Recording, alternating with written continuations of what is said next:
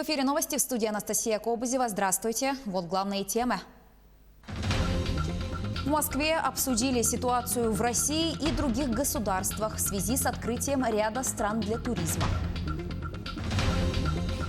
Эпидемия, которую можно предотвратить. Сегодня Всемирный день без табака. Онлайн-марафон «Последний звонок-2020» для школьников Якутии проходит в эфире телеканала НВК «Саха». Скучно точно не будет.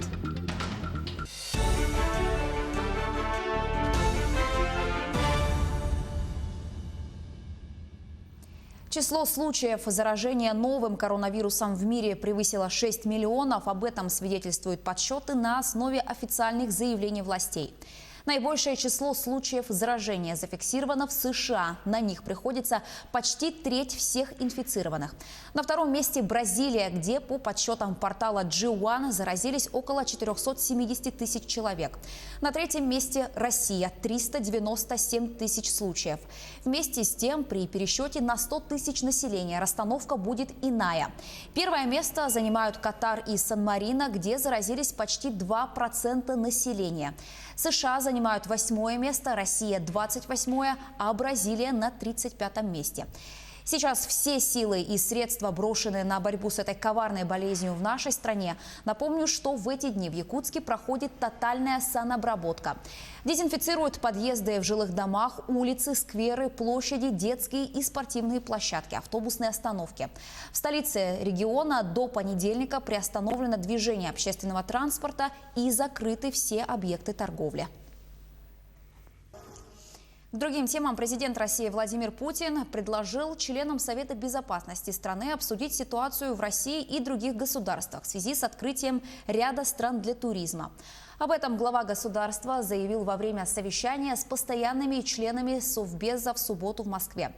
Владимир Путин отметил, что многие страны, экономика которых зависит от туризма, заявили о полном открытии. Кроме того, Путин предложил обсудить судьбу завершающего вскоре свое действие договора СНВ-3, а также определить позицию России в связи с выходом США из договора по открытому небу, отметив, что не удалось начать серьезных переговоров по СНВ США. Несколько вопросов обсудим сегодня. Как обычно, текущие вопросы внутренней безопасности и международной повестки дня. Что касается последней, то, конечно, надо определить нашу позицию окончательно в связи с выходом Соединенных Штатов из договора по открытому небу. Да и СНВ-3, по сути, скоро закончится. А серьезных переговоров по этой теме, важнейшей не только для нас, но и для всего мира, думаю, так и не удалось начать. ВЦИОМ назвал самые популярные у россиян поправки к Конституции. Абсолютное большинство граждан нашей страны считают самым важным внести в Конституцию поправки, затрагивающие социальную сферу. Так, 95% респондентов проведенного опроса указали как наиболее важную поправку об обеспечении государством доступности и качества медицинского обслуживания. 93% заявили о необходимости признать детей важнейшим приоритетом государственной политики. Следом идет поправка об обязательной ежегодной индексации пенсий – 92%. Теперь к главной космической новости. Компания SpaceX впервые запустила ракету с астронавтами к МКС. На борту корабля Crew Dragon находятся астронавты НАСА Дуглас Херли и Роберт Бенкен. Ракета была запущена к Международной космической станции с мыса Канаверал в субботу. Первая попытка запуска была отложена из-за погодных условий 27 мая. Это первый случай, когда частная компания отправляет астронавтов на орбиту, и первый запуск астронавтов НАСА с американской Земли за последние десятилетия. С 2011 года все пилотируемые запуски к МКС проводились с космодрома Байконур в Казахстане.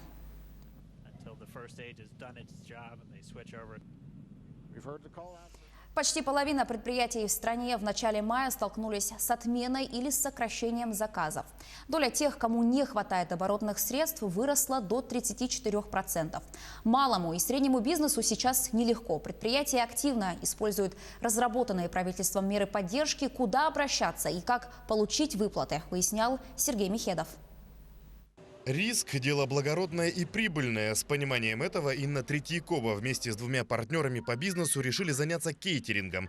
Попав под ограничения, связанные с пандемией, понесли серьезные убытки. Кейтеринг превратили в доставку готовых блюд. Однако это не решило всех проблем. Но помощь пришла, откуда не ждали. Рассчитывали только на себя, и нужно было как-то принимать решение, чтобы организация выживала. Мы следили за всеми новостями, за достоверными источниками, и была, конечно, немножко надежда, что государство как-то поможет пострадавшей отрасли. Вот. И сейчас мы получили выплату на наших сотрудников. Также мы у нашего банка Сбербанк получили беспроцентный кредит на выплату заработной платы. Под ударом оказались и владельцы небольших магазинов внутри торговых центров. Зачастую арендодатели попросту не идут навстречу предпринимателям и отсрочку по аренде предоставлять отказываются. Выплаты от государства приходятся как раз кстати. В начале, когда оглашали список пострадавших видов экономической деятельности, я не нашла себя. Но буквально на прошлой неделе мне позвонили из налоговой инспекции и сказали, что мой АКВЭД все-таки подпадает под число пострадавших. Как только я узнала, зашла на налог.ру, заполнила заявление, отправила по почте, и через 3 дня мне на счет упала данная субсидия. Несколько раз в своих обращениях президент России Владимир Путин объявлял о помощи бизнесу. Здесь и прямые выплаты на каждого сотрудника, а также беспроцентные и льготные кредиты пострадавшим предприятиям, отмена налоговых и страховых взносов, возврат налогов самозанятым и другая помощь. Предлагаю предоставить малым и средним компаниям пострадавших отраслей, подчеркну, дополнительно к уже принятым мерам поддержки, прямую безвозмездную финансовую помощь со стороны государства. Обращение за такой помощью должно быть простым и удобным для бизнеса, с возможностью дистанционной подачи заявки, без очередей и спешки. Действительно, подать заявку на государственную помощь предпринимателям очень просто. Достаточно зайти на сайт налог.ру, заполнить электронное заявление и получить деньги. Всего за помощью уже обратились более 1 миллиона предпринимателей, а уже получили средства около 800 тысяч. Сергей Михедов, Якутск. Сегодня Всемирный день без табака. История праздника началась в 1988 году. В США специалисты-онкологи, наблюдая сильный рост смертности от рака легких, стали предлагать заядлым курильщикам хотя бы на 1 день убрать пагубную привычку из своей жизни. Каждый год табак губит около 5 миллионов человек на Земле. Курение – это своего рода эпидемия, на которую возможно предотвратить. С 25 мая по 5 июня Республиканский центр медицинской профилактики при поддержке Министерства здравоохранения и Министерства спорта Республики Саха-Якутия организует творческий онлайн-конкурс короткометражных видеороликов «Мир без табака» среди учащихся общеобразовательных учреждений города Якутска. Также совместно с волонтерами-медиками будет проводиться челлендж в социальных сетях «Ты сильнее привычки», посвященный Всемирному дню без табака. На странице сайта Республиканского центра медицинской профилактики каждый желающий сможет принять участие в социологическом опросе в отношении к курению.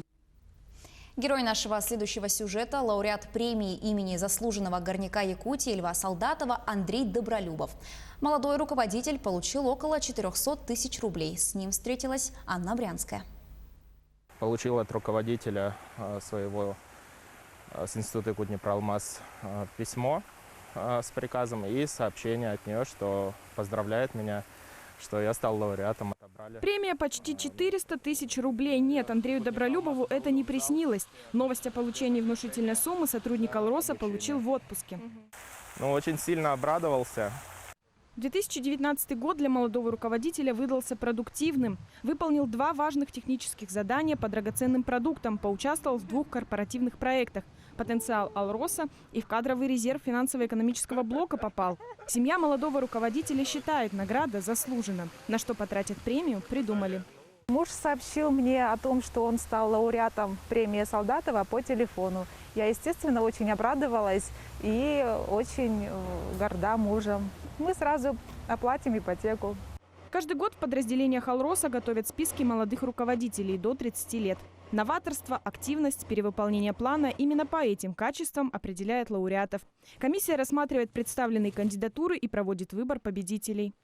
При оценке претендентов принимается во внимание также стаж работы в компании и прочая информация, содержащая сведения о выполнении показателей, достигнутой производительности, отсутствие производственного травматизма и случаев нарушений трудового распорядка. Кроме того, принимается во внимание информация о передовом опыте коллектива, о наличии каких-либо предложений.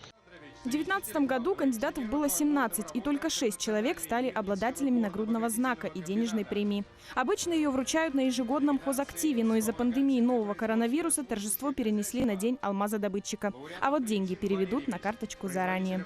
Анна Брянская, Алексей Меркулин, телеканал «Алмазный край».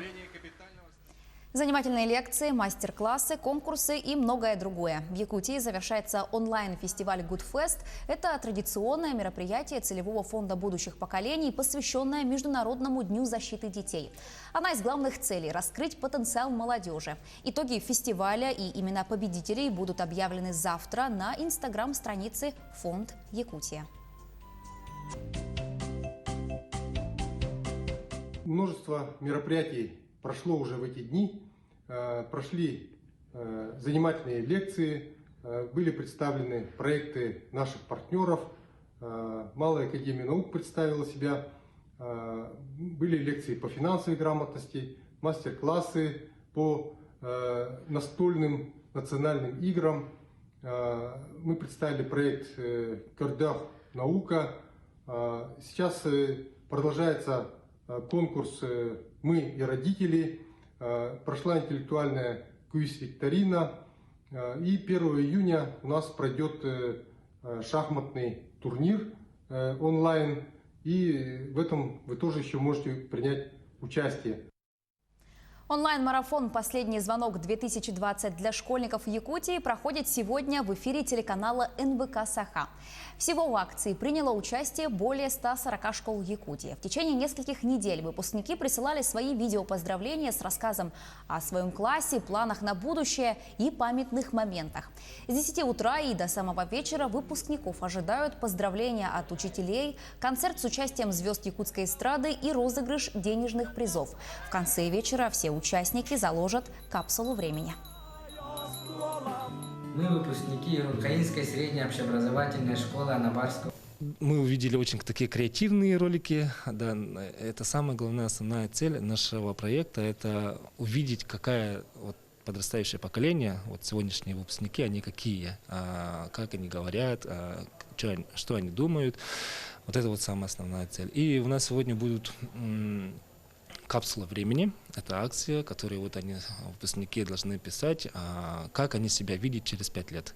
И через 5 лет, это получается в 2025 году, мы сделаем такую огромную передачу, которую 5 лет тому назад дети написали, и они какими стали.